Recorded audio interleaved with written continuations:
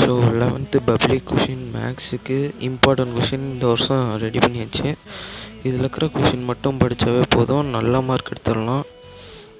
இதில் பார்த்தீங்கன்னா 12 லெசனுக்கும் important question நான் கொடுத்துருக்கேன்.